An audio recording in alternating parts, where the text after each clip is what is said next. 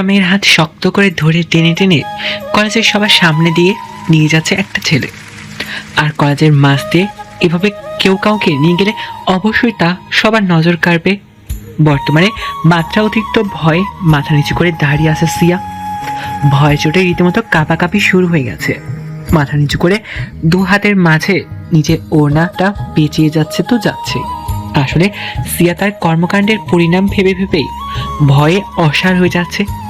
সিয়ার দোষ প্রভাবশালী রাজনীতিবিদের একমাত্র ছেলে ওরফে উচ্চ পদের একজন বিজনেসম্যানের গায়ে এক বালতি পানি ফেলে দেওয়া, অর্থাৎ যা ইচ্ছে তাই একটা অবস্থা। আর সিয়ার এই অতিরিক্ত ভয় একমাত্র কারণ হচ্ছে আবরার চৌধুরী অনিল সিয়ার নিচু তাকিয়ে আছে, আর তার চোখ দিয়ে টপ টপ করে গড়িয়ে পড়ছে পানি। থেকে থেকে নাক টেনে টেনে যাচ্ছে। সামনে আসা চুলগুলো মুখের খানিক অংশ ঢেকে রেখেছে। আর তার সামনে তীক্ষ্ণ দৃষ্টিতে এক ভ্রু উঁচু করে নিজের দু হাত ভাঁজ করে দাঁড়িয়ে আছে অনিল। আশেপাশে বেশ কিছু স্যারও দাঁড়িয়ে আছে, কিন্তু কেউ কিছু বলার সাহস পাচ্ছে না। সিয়া তো মনে প্রাণে আল্লাহকে ডেকে যাচ্ছে। সিয়ার ভয় এই যে যদি তাকে এই কলেজ থেকে বের করে দেওয়া হয় তাহলে। মনে মনে এগুলো মন কলা খাচ্ছিল সিয়া। তখনই তার চিন্তা ভাবনাতে পানি ঢেলে অনিল গম্ভীর পুরুষালী কণ্ঠে বলে ওঠে, এই মেয়ে, এই যে মেয়ে তোমাকে বলছি, জি জি জি। এমন বিহেভ করার মানে কি? সামান্য ম্যানার্সটুকু জানো না? শুধু ঢ্যাং ঢ্যাং করে কি বড়ই হয়েছো, নাকি কিছু শিখেছো? না মানে আসলে আমি তারপর কি? এই আমি পর্যন্তই কি সীমাবদ্ধ নাকি? জি আসলে আমাদের একটা ফ্রেন্ড আছে সজীব নাম, ওর বার্থডে ছিল। আমরা ওর সাথে ফজলামি করতে গিয়েছিলাম, কিন্তু ভুলে আপনার উপর। বুঝলাম তো। এটা তো আর তুমি একা করতে পারবে না। আর বাকি সাঙ্গপাঙ্গগুলো কোথায় তোমার? পালিয়েছে ভয়ে। আমি কি তোমায় বকেছি? এখন চুপ করে থাকলে সোজা মেরে বসবো কিন্তু। না তাহলে কাঁদছো কেন? আসলে মেয়েদের স্বভাব এটাই, বিনা বাক্যে শুধু চোখের পানি ফেলা। মাথা তুলো আর চোখের পানি মুছো। অনিলের করা কথায় সিয়া তাই করে। নাকের ডগাটা কেমন লালচে আকার ধারণ করছে। সিয়ার হঠাৎ তার মাথা তুলে সামনে তাকায়, আর সামনে তাকাতেই কিছুটা চমকে গিয়ে কয়েকদম পিছিয়ে যায়। কেননা অনিল এতক্ষণ তার থেকে বেশ দূরত্ব বজায় রাখলেও এখন সে সিয়ার বেশ কাছে এসে তার দিকে কিছুটা ঝুঁকে তাকিয়ে আছে। সিয়া কয়েকটা শুকনো ঢোক গিলে। জানো আমি কে? সিয়া দুদিকে মাথা নাড়ায় আর অর্থ না। নাম কি? সিয়া। পুরো নাম? জান্নাতা আফরিন সিয়া। অনিল সোজা হয়ে দাঁড়িয়ে পড়ে। সিয়া, নাও গো টু দ্য ক্লাস।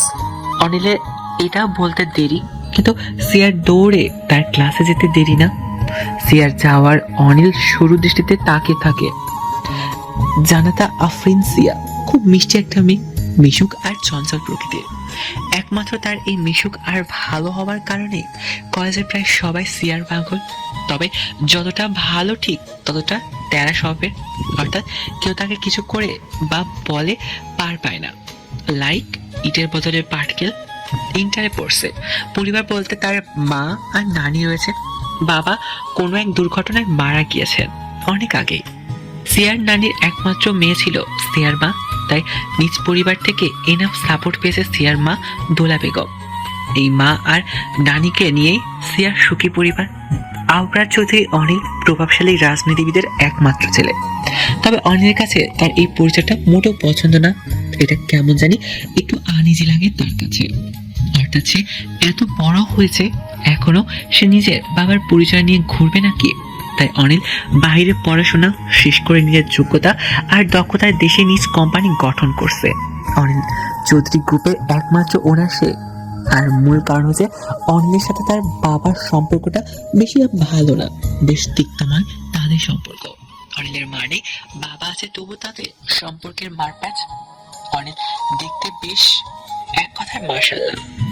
যে কারো নজর সে কাটতে পারে তা তাকে দেখেই বোঝা যায়। আসলে সিয়াজি কলেজে পড়ে অনিলকে সেই কলেজে পরিদর্শনের জন্য ইনভাইট করা হয়। সসম্মানের সাথে অনিলও আসে। তবে আজ সিয়ার বন্ধু মহলে এক বন্ধুর জন্মদিন ছিল, সে সজীব। সজীবের সাথে মূলত তারা প্র্যাঙ্ক করতে চেয়েছিল। সিয়া আর তার ফ্রেন্ডটা কলেজে এসেই আগে ক্যান্টিনে যায়। ক্যান্টিনে সবাই তাদের চেনে। ক্যান্টিনের দরজার আড়ে এক বালতি পানি নিয়ে দাঁড়িয়েছিল অনু। সিয়ার ফ্রেন্ড। সে দিয়ার কথাতেই দাঁড়িয়েছিল।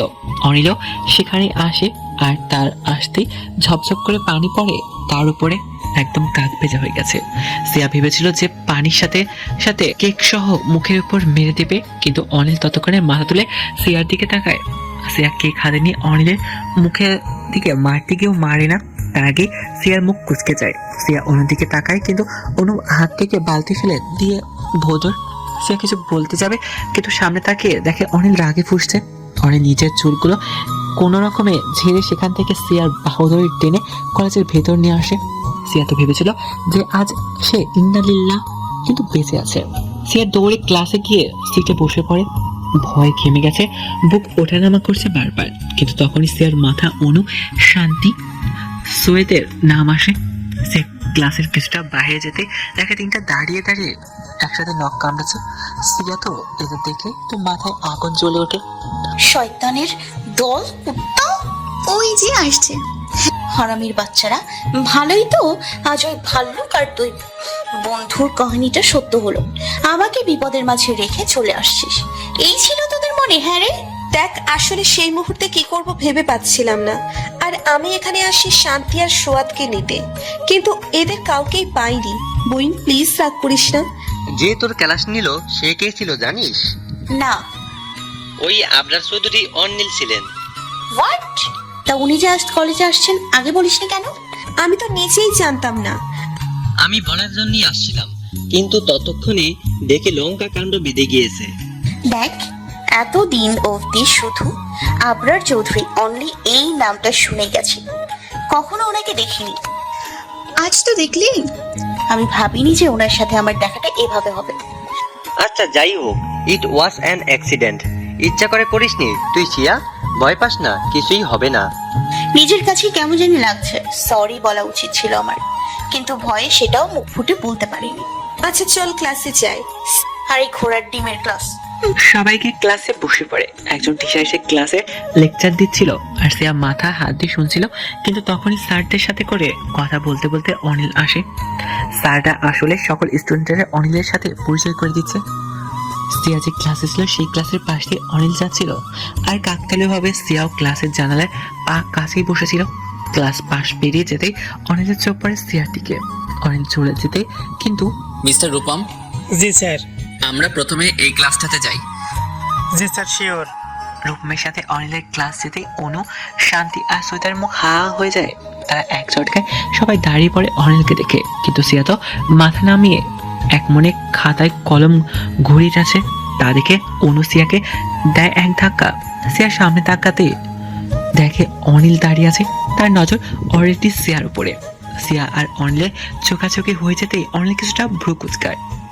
এটা দেখে সিয়া ভয়ে আরেক দফা ঝট করেই দাঁড়িয়ে পড়ে। হ্যালো স্টুডেন্টস, ইনি হচ্ছেন আবরার চৌধুরী অর্নিল। ওনার ব্যাপারে আর কি বলি, সবাই তো চেনোই ওনাকে।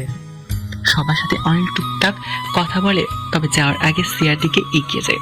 এই সাবধান, আজ ছেড়ে দিয়েছি, পরের বার কিন্তু আর ছাড়ছি না। ইনফ্যাক্ট আর কখনো ছাড়ছি না তোমাকে। এই বললে অনিল চলে গেল। অনিলের কথাটা হয়তো খুব সিম্পল ছিল, তবে কথার মাঝে কেমন যেন একটা থ্রেডওয়ালা ভাব ছিল, যা সিয়া বুঝছে। অবশেষে অনিল চলে যায়। ক্লাসের টাইমও ওভার হয়ে যায়, ফলে সিয়াও বের হয়ে পড়ে ক্লাস থেকে। আর তখনই সজীব আসে। ওই সরি রে, আজ ঘুম থেকে উঠতে দেরি হয়ে গেছে। ক্লাস কি শেষ নাকি শুরু? তোর কাল্লা হারামজাদা, আজকে মরতে মরতে বেঁচেছি, সব একমাত্র তোর জন্য। সিয়া এই বলে দ্রুত চলে যায়, আর সজীব কিছু না বুঝে হাবলার মতো দাঁড়িয়ে থাকে। যা বাবা, এর আবার কি হলো, কিছুই তো বুঝলাম না। সব বলছি, চল। তারপর অনু সব সজীবকে বুঝিয়ে বলে, আর সব শুনে সজীব হাসতে হাসতে লুটপাট। সিয়া এক প্রকার রাগেই সবার কাছ থেকে বিদায় নিয়ে এসে পড়ে। সে যখন রিক্সায় বের হয় তখন একটা রিক্সা নেয়। রিক্সাতে উঠতে যেতে ধরবে, তখন দেখে অনিল তার গাড়ির পাশে দাঁড়িয়ে দাঁড়িয়ে ফোনে কথা বলছে। যাকে দেখে সিয়া তার ব্যাগ থেকে মুখ ঢেকে ফেলে, কিন্তু যতই মুখ ঢাকুক অনিল সিয়াকে দেখেছে ঠিকই। সিয়া রিক্সা করে প্রায় চলে যেত, কিন্তু সিয়ার ওড়নার দিকে অনিলের নজর পড়ে। অনিল কোনো উপায় না পেয়ে চিল্লিয়ে ডাক দেয়, এই খালি, এই। অনিলের ডাক সিয়া আবার ভয় পেয়ে যায়। সিয়া রিক্সাওয়ালা রিক্সা থামায়। অনিল কিছুটা রাগ নিয়ে সিয়ার দিকে যায়। এই যে মিস, সিয়া নাকি টিয়া, কি নাম? ওনার সামনে তো জানো না এখনো? অনিলের কথায় সিয়ার টনক নড়ে।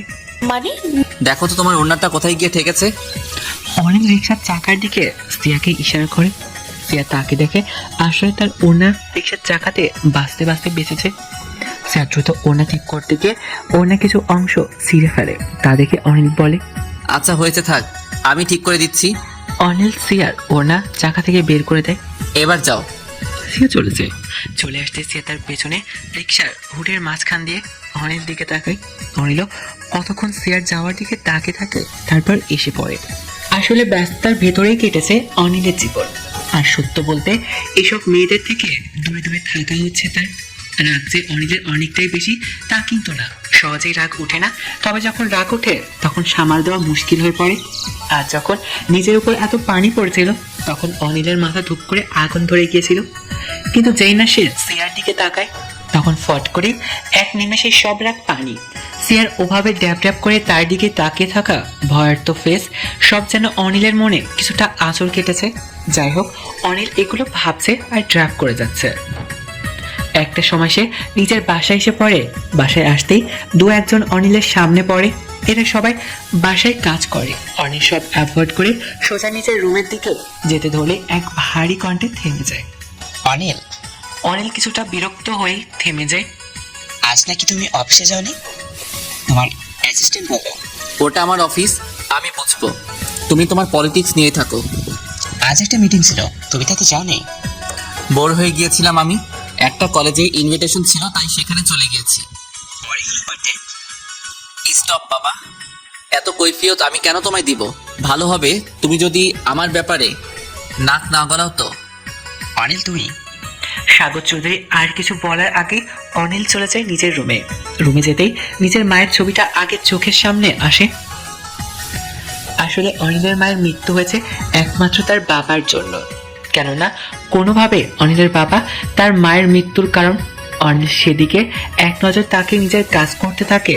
অন্যদিকে সিয়া নিজের বাসায় এসে পড়ে, তবে বেশ রাগী রাগী ভাব। বাড়িতে এসে নিজের ব্যাগটা সোফায় ছুঁড়ে ফেলে। তা দেখে শিউলি খাতুন অর্থাৎ সিয়ার নানি ভ্রুকুচকে তার দিকে তাকায়। কি রে, কি হয়েছে তোর? এইভাবেই রেগে আছিস কেন? কলেজে কিছু হয়েছে কি? না। না না, কিছু তো হয়েছে। কি হয়েছে? এই বুড়ি, তুমি তোমার কাজ করো, বেশি কথা বলো না। দেখো দেখো, মেয়ের কেমন বুলি ফুটেছে। ধুর, নানিমা কোথায়? আছি। দেখ, তোর মেয়ে রেগে আছে। হ্যাঁ রে, কি হয়েছে? কিছু না গো, বলছি তো কিছু হয়নি। আচ্ছা শোন, একটা খুশির খবর আছে। কি কি কি? খুশিতে আবার অজ্ঞান হয়ে যাস না। আরে না, বলো। তোর বোন আদিবার বিয়ে ঠিক। সিয়া এক লাফ দিয়ে উঠে দাঁড়ায়। আসলে এই আবিদা হচ্ছে সিয়ার চাচাতো বোন। সিয়ার দাদার বাড়িতে এই দুই মাত্র ব্যক্তির সাথে সিয়ার ভালো সম্পর্ক। এক হচ্ছে সিয়ার চাচা আর চাচার মেয়ে আদিবা। সিয়ার চাচার অনেক বড় ব্যবসা আছে, আর সেই সুবাদে বড় বড় পেশাজীবীদের সাথে ওনার উঠা বসাও আছে। আদিবা অবশ্য দিয়ার থেকে 3 বছরের বড়, তবুও তুতুকারি আর অনেক ভালো সম্পর্ক। আর আদিবার বিয়ে ঠিক জানে সিয়ার তো মাথা নষ্ট। খুশির চোটে সিয়া পুরো বাড়ি এক রাউন্ড দিয়ে এসে আবার ধপ করে সোফাতে বসে পড়ে। হয়েছে তোর, এবার শুনবি? হ্যাঁ হ্যাঁ, বলো। তোর বোনের বিয়ে ঠিক, পরশুদিন বিয়ে আর আগামীকাল গায়ে হলুদ। কিন্তু আজ রাতেই আমাদের রওনা দিতে হবে, বুঝলি? আরে থামো, আমি পাগল হয়ে যাব তো। শোন, ওখানে কি কোনো রকম কোনো বাতলামি করবি না, বড়দের কথা শুনবি, ভালোভাবে চলবি। মা, আমি বাচ্চা না যে এত কান পড়া দিচ্ছ। শোন, এখন তোকে একটু বাইরে যেতে হবে, এখন বলতে বিকেলের দিকে। কেন? আরে আমি মিষ্টি অর্ডার দিয়েছি, সেগুলো বিকেলের মধ্যে হয়ে যাবে, তো সেগুলো তুই গিয়ে নিয়ে আসবি, বুঝেছিস? আর আমি এই দিকটা সামলাই, তুই স্কুটি নিয়ে যাস। ও আচ্ছা। এবার যা, ব্যাগ প্যাক করে নে, যা যা লাগবে সেগুলো বের করে রাখ, পরে সময় পাবি না। আচ্ছা।